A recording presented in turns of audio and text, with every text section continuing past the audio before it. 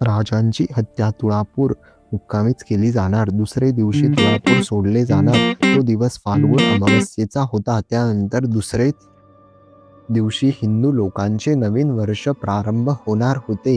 चैत्र शुद्ध प्रतिपदेला चैत्र पाडवा होता. या सर्व गोष्टींचा शहेनशहाने विचार केला.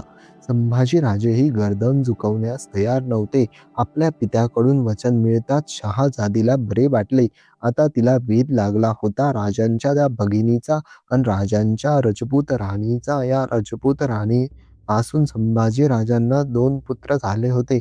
मानसिंग आणि मदनसिंग. त्या 2 छाव्याकडे ती निघाली. त्याच्यावर आपले मायेचे पांघरूण घालण्यासाठी संभाजीची हत्या आजच करावी एवढीच अट शहाजीने घातली होती.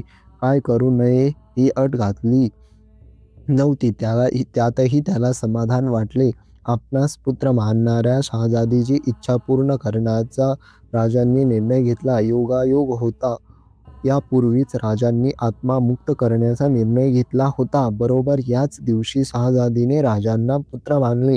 राजांना याबाबत काहीच माहीत नव्हते.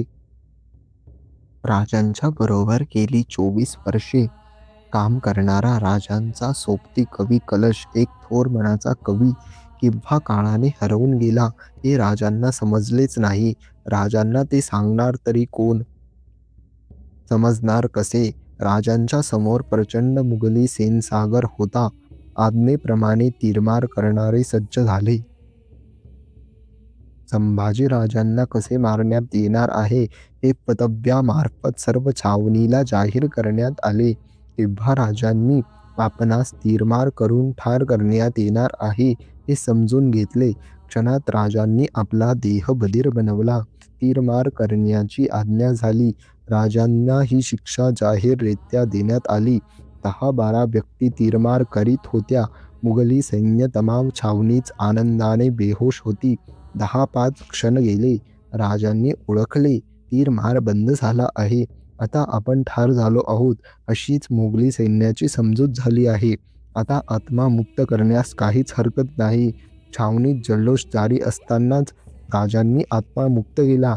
मागे होते राजांचा निर्जीव देह, ज्याची विटंबना करण्याची लालसा औरंगजेबाला होती. तुळापूर सोडण्याची सर्व तयारी पूर्ण झाली.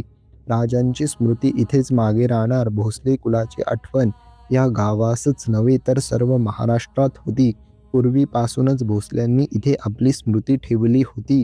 शहाजीराजे भोसले संभाजीराजांचे आजोबा यांनी याच गावात हत्तीची तुला करून आपली स्मृती इथे अजरामर करून ठेवली होती.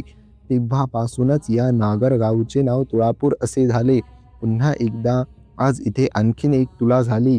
क्रूर, पाशवी, अडेल, जिद्दी, जंगली, अमानवी शहेनशहाची एका मानवी देह धारण केलेल्या या सैतानाची त्याच्या स्वभावाची दुसऱ्या पारड्यात होते. संभाजीराजे, धर्मवीर संभाजीराजे कोण श्रेष्ठ हे नियतीनेच ठरवले होते.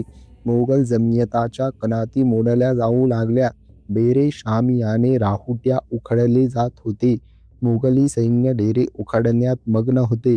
तेव्हा राजांनी आत्मा मुक्त केला.